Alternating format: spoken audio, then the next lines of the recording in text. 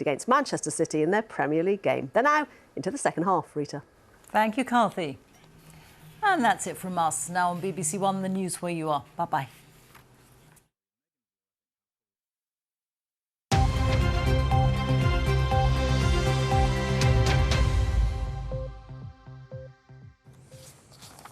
Hello, good evening. The Education Secretary has called on Scottish teaching unions to suspend strike action during the exams period to avoid pupils having to face further disruption.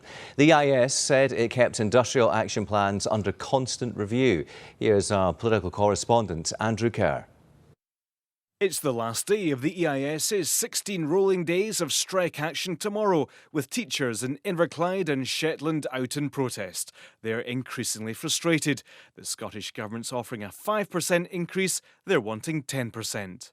The minister in charge says she's doing everything she can to end the dispute, but is wanting strike action suspended during the exam diet so pupils don't face disruption, as backup plans are worked on. We can ensure that those contingencies are not required by the trade unions simply stating that yes, they'll carry on strike action, they may carry on action short of strike, but what they would not do is do anything to threaten exams, and that just takes away the worry. The Cabinet Secretary added the employers and the unions are still some way apart. It's only a brief pause before further national strikes and then more rolling action begins. We keep our industrial action strategy under review. It is up to Scottish Government and COSLA to back up their public statements about compromise and movement, actually with actions that match that in the room. The governments north and south of the border are facing waves of strikes over public sector pay, as Whitehall witnessed this week, including firefighters now wanting to take action. If the UK government does decide to spend more to settle in these disputes, then more money would flow to Scotland. Andrew Kerr, reporting Scotland. There's been a second day of protests at a hotel in Renfrewshire over plans to house asylum seekers there. The Glasgow River Hotel, which sits near the Erskine Bridge, is being used as a temporary facility while applicants' claims are processed because of a lack of capacity in Glasgow. Around 50 protesters, backed by far-right organisers, demonstrated at the hotel today, and they were met by around 60 counter-protesters. Women's groups gathered in Glasgow's George Square this afternoon to call for more protection for single-sex spaces.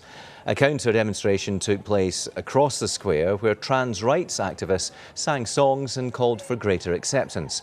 Police Scotland said the event passed peacefully. Football and Celtic restored their 9-point lead at the top of the Premiership with a 4-1 win over St Johnstone in Perth.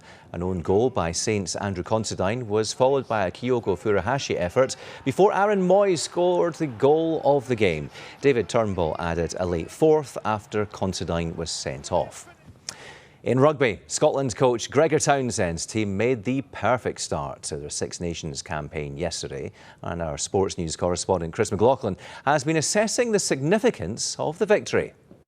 Well, for many years, the journey home for Scotland fans from Twickenham has been a sombre one. Not these days, though. Last night, the second win here in a row and the third win against England in succession. An incredible night, incredible game of rugby. The highlight, of course, that Duhan van der Merwe try, the individual run jinking his way from his own half, one thing in his mind, and he galloped and danced his way to the try line. 29-23, the final score. Scotland at 1 point, 20 points to 12 down. I felt a lot of emotion at that final whistle.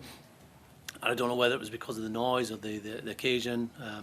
I never came close to winning when I was a player, and to come down here, it was always the same result as player or supporter. So to do it now with when you're part of a team that does get a win, like 2 years ago, there was no crowds here. So to do it today was emotional. Now here at King's Cross and all across London, thousands of Scotland fans heading home from a night they won't forget in a hurry. Best game of rugby I've ever seen. Not that I know a lot about rugby, but I thoroughly enjoyed that one. Too easy.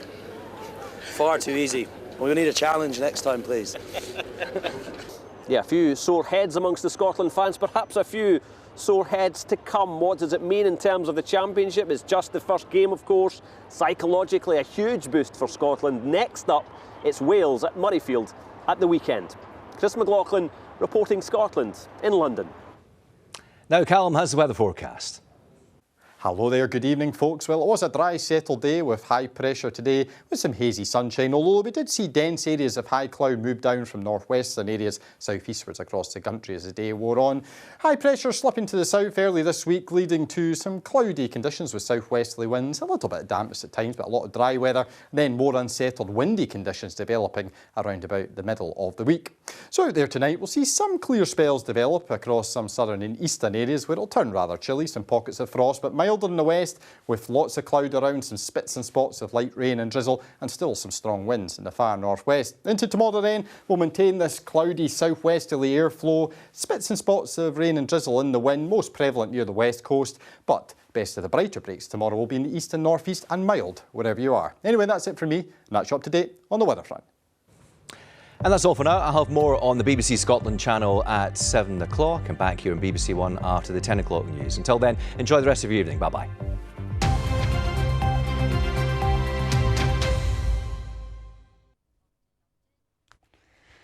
Hello. We've had some pretty big contrasts weather-wise this